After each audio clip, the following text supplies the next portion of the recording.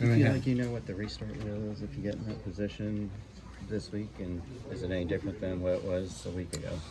It might not be different. They're not going to change anything in the rule book, but certainly, like any other sport, when they say they're going to put an emphasis on something, then you probably need to make sure it's right. So nothing changes from my standpoint. I think that I understand the rule, and we just know that they're going to be looking at it a little heavier for the next little while. You're a sports fan, so you can look at other sports and know how the saying is to swallow the whistle at the end and let the athletes determine it. Sounds like, from your point of view, that's not going to happen potentially now. Where's the balance in allowing the athlete to determine it, and as opposed to look, that situation happened in a basketball game last night. Everybody was talking about. Yeah, certainly. Yeah, that's it is very similar to that.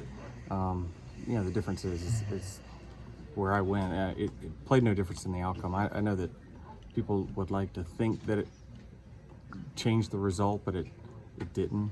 We were side by side in the middle of 1 and 2, so it didn't change anything. But certainly, I can understand that.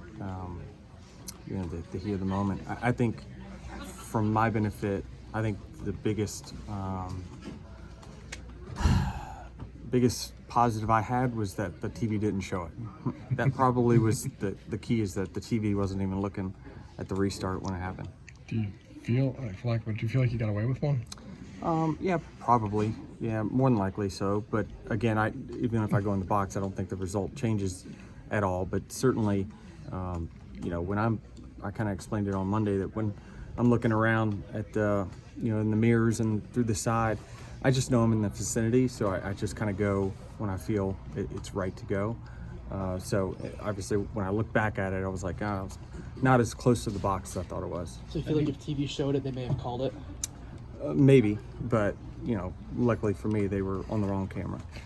Did you talked at all with Marcus Smith at all, or did you just kind of let your tweets speak? Yeah, we did. I mean, we were kind of chatting in the middle of it, honestly. And do you feel like was the message like, hey, the teams are asking for more money, the tracks obviously would be the ones to lose it? Seemed like that there was a message there, like the teams could do better with the money? Yeah, I mean, certainly there was some underlying frustration from my standpoint that I let get the better of me, no doubt about it. It certainly didn't need to get personal, but it kind of took a turn for that pretty quick. So certainly regrettable from my standpoint. But yeah, it is, right? I mean, ultimately, between the tracks and NASCAR, there's nearly $500 million in profit, and I hate to see that.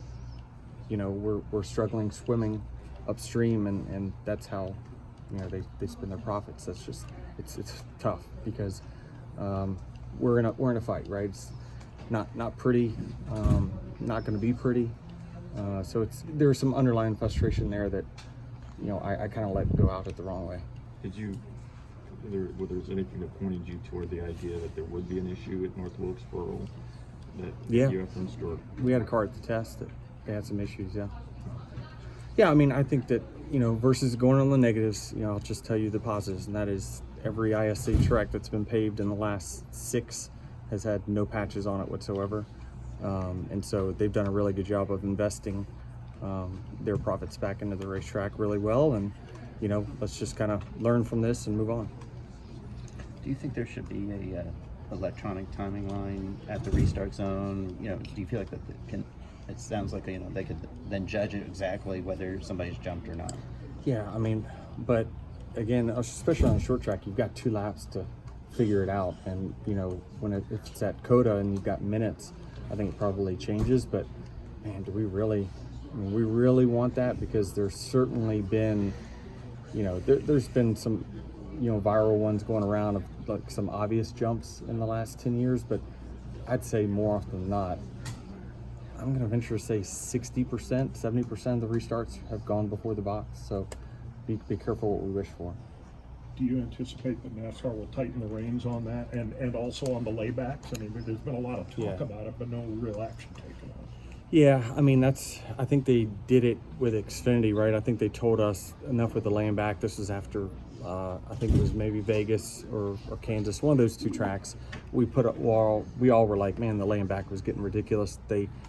I think they busted an Xfinity guy, or maybe it might have been a Cup guy, but someone way in the back. So certainly we know that they're going to be staring at it. So we have to be smart and understand that, you know, if the same thing happens this week, it will be called. And I saw Joey's like, well, if I do it this week, I'll be pissed. You also would be dumb because you know that they're looking at it this week. So you'll change your approach? Yeah, I mean, for sure, for the foreseeable future. And like I told Elton on the side, I was like, I'll make sure I keep it in the box. I mean, if they had penalized you for that, would you argue that call last week? Yeah, you could have, but you know, I think that you could have, but I don't know, would it have been a worse look? Probably, right? That the person that crossed the start-finish line first didn't win, but you know, I definitely understand that in the rule book it's a black and white rule, but it's just something that all of us have taken advantage of over the last billion years. And like I said, if you really want to analyze them, I guarantee you over 50% are jumped early. So just caution everyone with that.